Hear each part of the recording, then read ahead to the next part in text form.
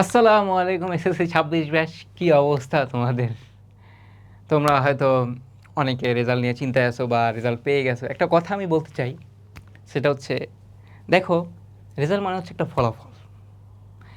তুমি মাত্র বোর্ডের পরীক্ষা দিয়ে তুমি আগাচ্ছ, এরপর এইচএসসি আছে, অ্যাডমিশন আছে, লাইফে অনেক কিছু আছে, তাই না? লাইফে কিন্তু অনেক কিছু আছে, কিন্তু আমরা এখন আমাদের মনটা একটু ছোটো, এসএসসিতে পড়ি, তাই রেজাল্টটা একটু খারাপ হলে আমরা কি মন খারাপ করে ফেলি, তাই না? এটা স্বাভাবিক।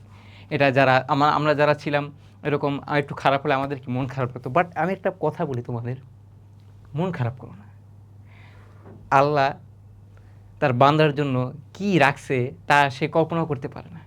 ক্লিয়ার? তো দেখবো অনেকে খারাপ রেজাল্ট করে, এসিতে খারাপ রেজাল্ট করে, বাট সে এমনভাবে প্রিপারেশন নেয়, দেখা যায় এইচএসসি অ্যাডমিশন তার রেজাল্ট খুব কী হয়, হাইপে উঠা যায়, খুব ভালো হয়েছে, তাই না? এখন তোমাদের কাছে অকল্পনীয় লাগবে, স্যার বোঝানোর জন্য বলতে, সান্ত্বনা। ব্যাপারটা এরকম না। তুমি আমার কথা, সাপোজ আমি বলি, আমার কথা চিন্তা করো, ওকে? তো রেদোয়ান্স মেথডে অনেকের একটা স্বপ্ন যে পড়াবে, সাপোজ ধরলাম আর কি, পড়াবে। এখন আমি যখন ছোট ছিলাম তখন কি আমি ভাবছি কখন এখানে এসে পড়াবো? না। দেখো আজকে আমার লক্ষ লক্ষ মানুষ আমাকে দেখতেছে, তাই না?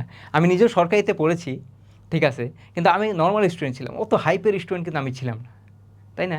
তো কখনো হতাশ হওয়া যাবে না। এই যে এত লক্ষ লক্ষ মানুষ আমাকে দেখতেছে বা ভিডিওর মাধ্যমে, প্লাস হচ্ছে যে আমি রাস্তা দিয়ে হাঁটলে অনেকে দৌড়ে আসে, স্যার আপনার ক্লাস করছি, তাই না? এটা একটা মানে একটা সন্তুষ্ট কাজ করে নিজের ভিতরে।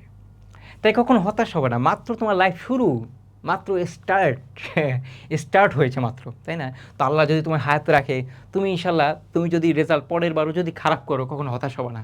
কারণ বলছি, একটা কথা বলি, মানুষ কখন বুঝবে যে সে জয়ের কাছাকাছি চলে আসে? যখন মানুষ দেখবা যে একটা কাজ করতে করতে হইতেছে না, হইতেছে না, হইতেছে না, হইতেছে না, হতাশায় চলে যাচ্ছ। মনে রাখবা, যখন তুমি হতাশায় চলে যাবা, তখন তোমার মাথার মধ্যে সেট করে ফেলতে হবে যে হয়তো আরেকটু চেষ্টা করলে হয়তো সফলতা কি সামনে। তাই জয় তুমি কখন বুঝতে পারবা? আমি আবার বলতেছি, জয় তুমি তখনই বুঝতে পারবা, সাফল্য কখন তুমি তখনই বুঝতে পারবা যখন তুমি দেখবা যে তুমি হতাশা হয়ে গেছো কোনো কাজ করতে করতে।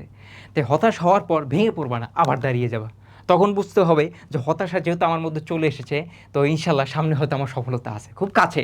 হতাশা মানেই সফলতা তোমার খুব কি কাছে চলে আসছে। তাই তোমার কী করতে হবে? একটুখানি চেষ্টা করতে হবে, তাহলেই কি তুমি সফল কাম হয়ে যাবে।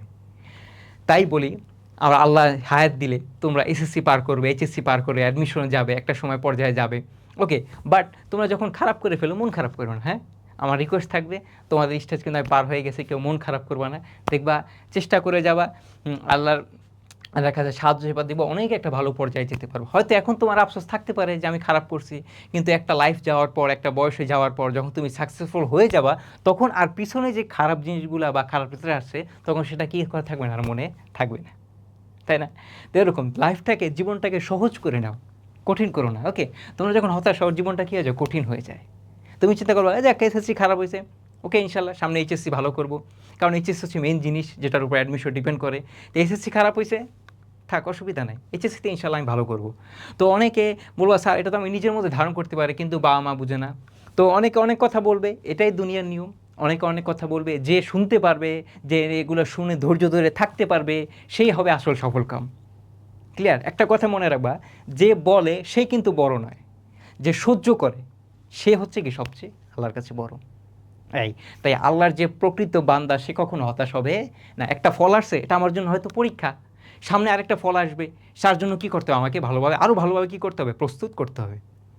তাই আমি সবসময় বলি, কখনো হতাশ হবে না, নিজের উপর বিশ্বাস রাখবা, চেষ্টা করে যাবা, আল্লাহর সাহায্য চাইবা, ইনশাল্লাহ কি তুমি সফলতা অবশ্যই হবে, ওকে? তো এখন যাদের রেজাল্ট খারাপ হয়েছে, নো টেনশন, ইনশাল্লাহ সামনে তুমি কি ভালো করবা, তোমাদেরকে শক্তি দিয়ে দিলাম।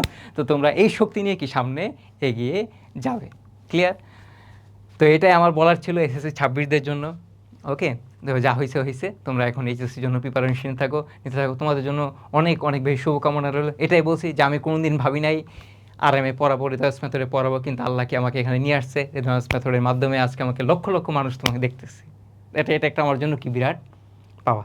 তো সবাই ভালো থাকবে, আমার জন্য বেশি বেশি দোয়া করবে, আর নিজের মধ্যে আত্মবিশ্বাস রাখবে, কখনো হতাশ হওয়া যাবে না, আমাকে এগিয়ে যেতে হবে, ওকে? আল্লাহ হাফেজ।